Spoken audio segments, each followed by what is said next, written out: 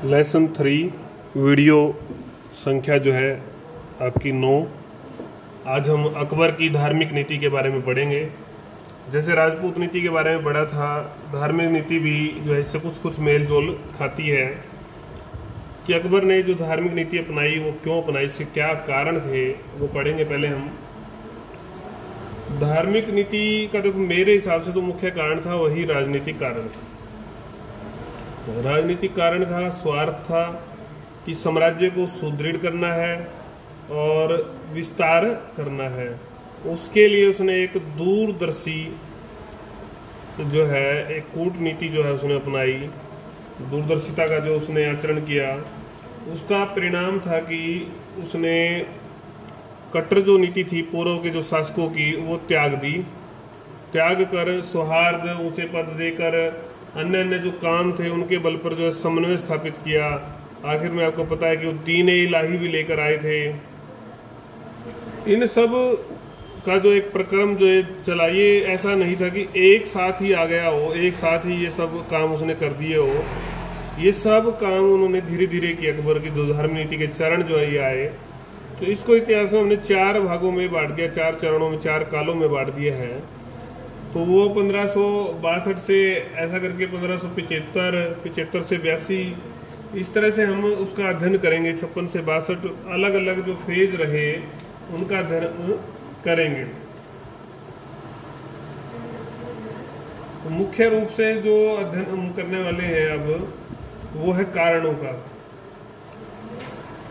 कारणों में परिवार, पूर्वज का जो प्रभाव था या उनकी जो परंपरा थी। आपको ध्यान होगा कि बाबर जो है तैमूर वंश से संबंध रखता था, तो ये भी तो उसी वंश तो वही था। तैमूर को कई लोग कहते हैं कि विभिन्न रूप थे उसका था तो वो कट्टर सुन्नी मुसलमान, लेकिन सिया जैसा उसका व्यवहार था। तो इसी तरह से चंगेज खां भी, अगर बात करें, चंगेज वंश से भी संबंध रखते थे ये। तो चंगेज खां भी जो है बौद्ध था, जबकि अन्य धर्मों के रीति रिवाजों में भी वो भाग लेता था। तो ऐसा मानना है कि जो इसकी माँ थी वो भी जो है सिया मत से थी, हमीदा बानो बेगम। हुमायूं भी जो है धर्मांध नहीं था। परिवार और पूर्वज, इनका जो मिलाकर जो प्रभाव पड़ा, इसका जो इम्पैक्ट जो आया, तो ये इसको विरासत में ही मिला था कि आपको ठंडा रहना है, सद्भाव बनाना है, सबसे मिलजुल कर। ऐसा इसमें बताया गया कि इन बिंदुओं के द्वारा जो है साबित करने का प्रयास किया गया है, जबकि था मामला राजनीतिक और स्वार्थ का, सुदृढ़ता का। दूसरी बात है कि शिक्षकों का प्रभाव। ये बिंदु हम पढ़ चुके हैं जब राजपूत नीति उसने अपनाई थी। इसमें हमने बैरम खां को और अब्दुल लतीफ को पढ़ा था, आपको याद होगा। अब्दुल लतीफ सिया मत को मानने वाले थे और बैरम खां भी। इन दोनों ने ही जो है इसके अंदर भावनाएं विकसित की और सुलह कुल का जो है पाठ पढ़ाया। तो इस सारे से जो अकबर ने संकीर्णता के जो भाव थे या जो नीति थी, उसका त्याग जो है वो किया। उसके बाद आता है धार्मिक आंदोलन और सूफी मत। आपको पता है कि उस समय हमारे यहाँ भक्ति आंदोलन चला हुआ था। एक नाथ थे, आपके मीराबाई थी, सूरदास थे, तुकाराम थे, सिया, ये सब जो है हमारे यहाँ पर चला हुआ था। और सिया मत के संत भी थे, सूफी संत भी थे। इन सब का अगर निचोड़ जो था वो क्या था कि धार्मिक संकीर्णता को, भेदभाव को छोड़ दो। ईश्वर एक है। कर्म कांडों का इन्होंने खंडन किया। सत्य, जीवन, चरित्र, एकता, समानता, इन पर बल इन मतों ने दिया। धार्मिक आंदोलन ने, भक्ति आंदोलन ने और सूफी ने, संत सिया मतों ने। और धार्मिक जो समन्वय था उस पर उन्होंने बल दिया। तो इस सारे का जो है अकबर के ऊपर गहरा प्रभाव पड़ा। सूफी जो है इसके दरबार में भी थे सूफी संत। आपको पता है कि शेख मोइनुद्दीन चिश्ती की दरगाह पर ये गए, श्रद्धा सुमन प्रकट किए। और इसी तरह से शेख ताजुद्दीन जो दिल्ली में थे उनसे भी ये प्रभावित थे, ताजुद्दीन। और जो सबसे बड़े थे शेख जो सूफी थे वो थे शेख मुबारक, जिनसे ज़्यादा प्रभावित हुए। उनके खासकर उनकी दो जो औलाद थी, उनके जो पुत्र थे मुबारक के, फैजी और अबुल फजल, जो लंबे समय तक अकबर के लिए काम भी करते रहे। तो इनसे प्रभावित होकर इसने जो संकीर्णता के भाव जो है वो त्याग दिए और एक सही विचारधारा में, धार्मिक विचारधारा में लौटा। हिंदू रानियों का प्रभाव, जोधाबाई से विवाह हुआ था और इसका जन्म भी जो है राजपूतों के घर में ही हुआ था। वहाँ जो रानीवास था, रानीवा का जो वास था, उसका एक विशेष प्रभाव पड़ा इसके ऊपर। और भी जो कई अन्य इसकी रानी थी उनको इसने कभी बाध्य नहीं किया कि भी आप हमारे रीति रिवाज अपनाओ या इस्लाम अपनाओ।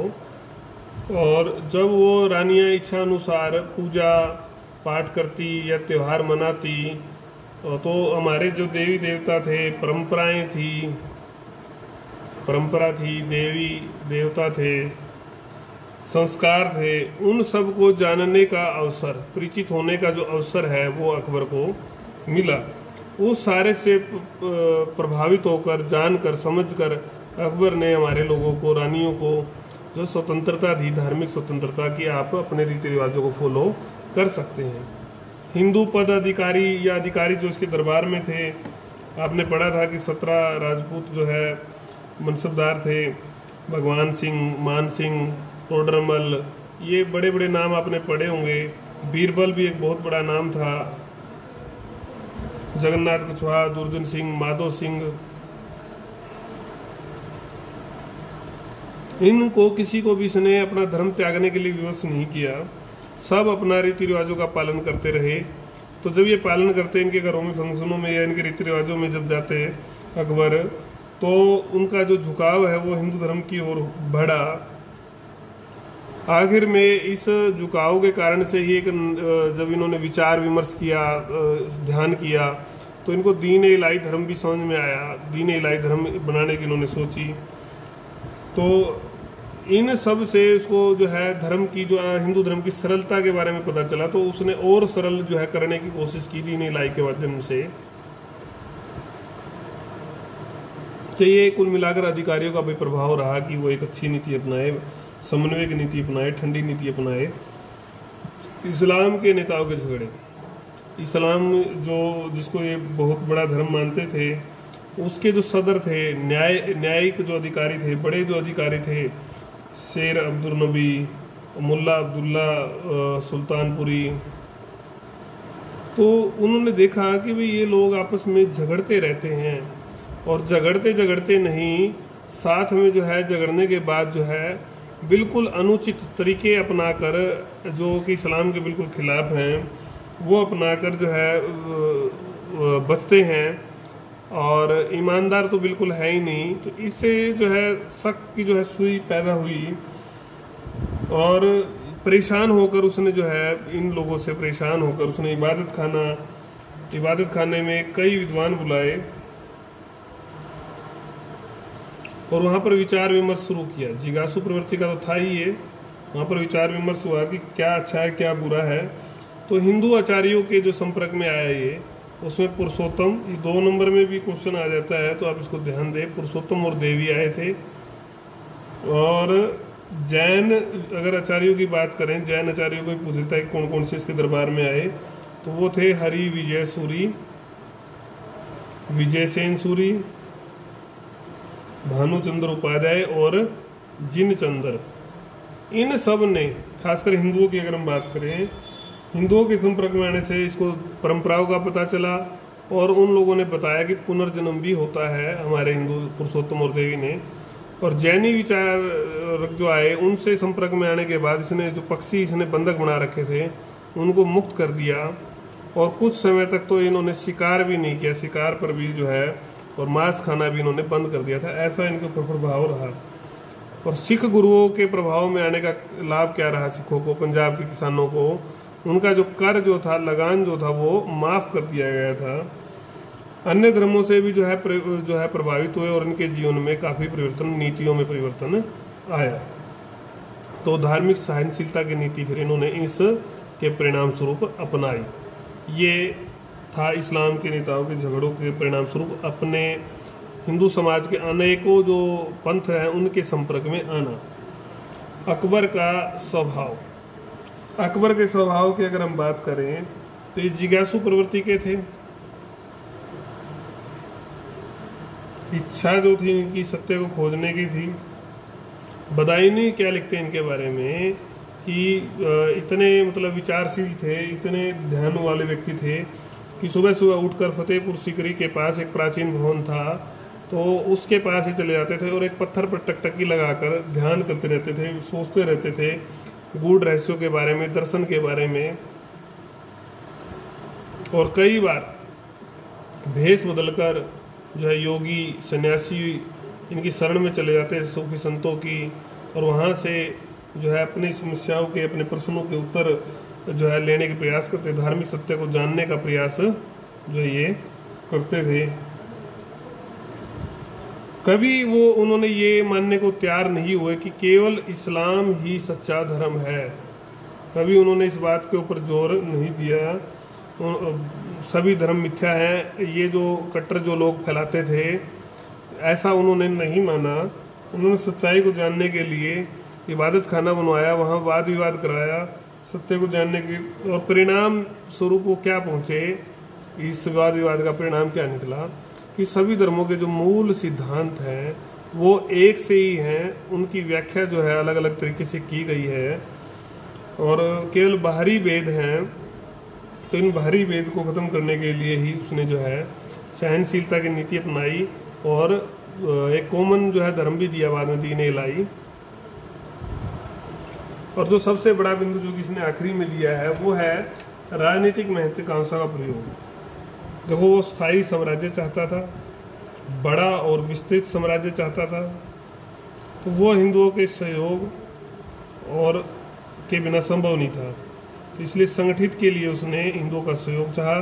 सहयोग के लिए राजपूत या हिंदुओं के प्रति उसने विशेष नीति अपनाई और उस नीति का परिणाम था कि इसने सुलह कुल किया और राजपूतों ने, हिंदुओं ने इसका साथ दिया और इसका साम्राज्य विस्तार हुआ और एक बड़ा जो है साम्राज्य खड़ा करने में अकबर कामयाब हुआ।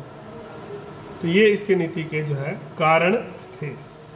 अभी हमने पढ़े राजपूत नीति के कारण,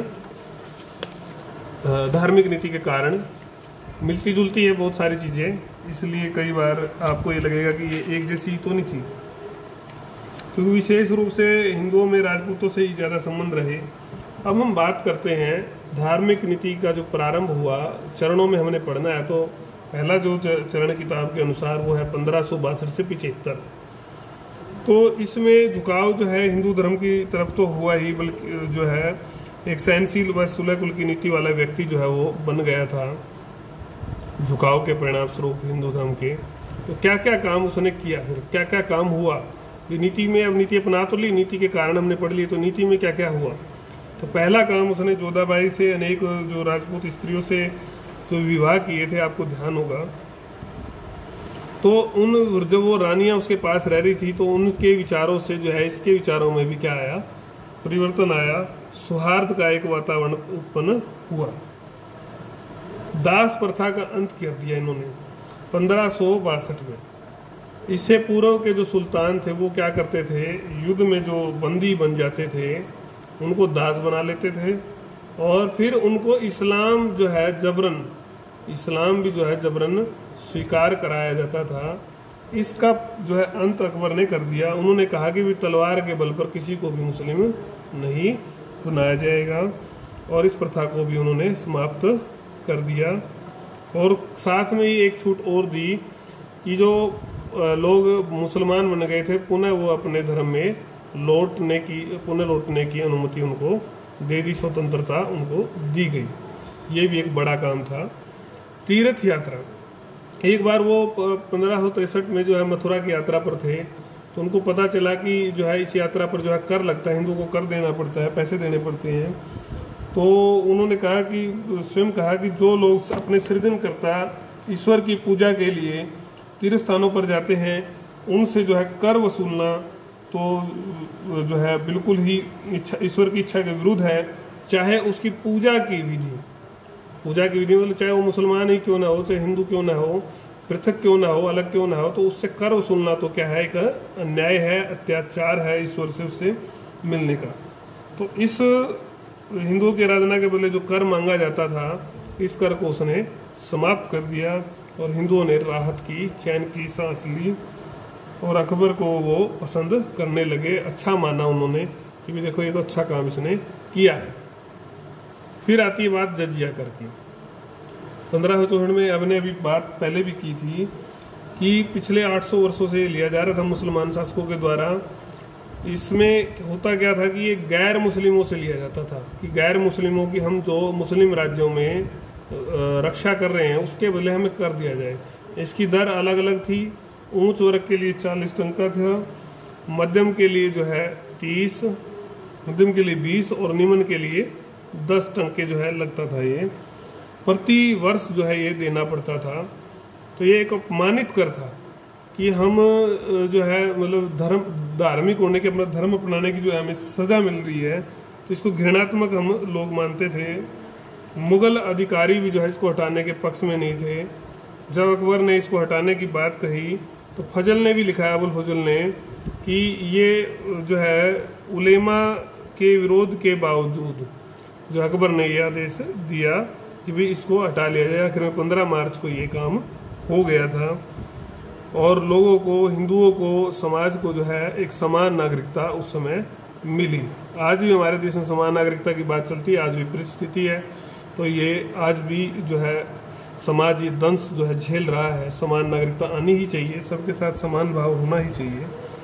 हिंदुओं की उच्च पदों पर नियुक्ति की अगर हम बात करें तो कई मुगल अधिकारी जो है द्वेष रखते थे। जब टोडरमल एक घटना आती है, टोडरमल को जो है बड़े पद पर उन्नति की बात थी तो कई अधिकारियों ने विरोध किया। तो अकबर ने कहा कि भाई जो है ना, तुम लोग जब अपने घरों में रख सकते हो हिंदुओं को, तो मैंने एक को रख लिया तो क्या जो है ना इसमें क्या गलती है, इसमें को तुम हटा दो तो मैं भी हटा देता हूँ। तो इस सारे से मुंह बंद हो गए। लेकिन और बड़ा मुंह बंद करने के लिए जब योग्यता साबित हुई, सबसे बड़े योग्य जो है प्रशासक, राजस्व के प्रशासक, भू राजस्व के व्यवस्था के प्रशासक जो है टोडरमल साबित हुए, तो सब लोगों का मुंह पूरी तरह से बंद हो गया।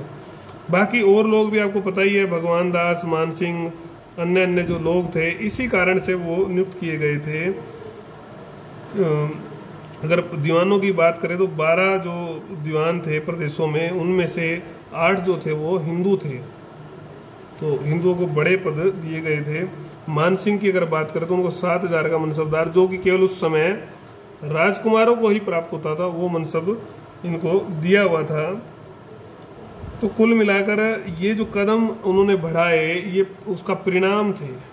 मतलब ये नीति है कि भाई जो कारण थे पदों पर नियुक्ति, क्योंकि इससे स्थायित्व आएगा, संगठित होगा और सौहार्द बनेगा। अब बात करते हैं धार्मिक स्वतंत्रता की। कोई मंदिर मूर्ति तो तोड़ी नहीं जा रही थी। इष्ट मंदिरों को बनाने की, इष्ट जो जिसका भी देवी देवता था उसको अनुमति थी कि मंदिर बनाइए। मान सिंह ने भी 5 लाख खर्च करके जो है वृंदावन में एक मंदिर बनवाया था। आगरा और लाहौर में जो है गिरजाघर बनाए गए थे उस समय, और अकबर ने ठट्टा में और कैम्बे में जो है गिरजाघरों को बनाने की अनुमति भी दी थी। तो काफ़ी जो है गिरजाघर मंदिर उस समय बनाए गए। अकबर खुद भी जो है तीर्थ यात्रा करता था। ज्वालामुखी का जो मंदिर था, ज्वाला जी का, तो देवी का जो मंदिर था, वहाँ पर पूजा अर्चना करने भी गए थे और वहाँ पर एक छतर भी जो है अकबर ने चढ़ाया था।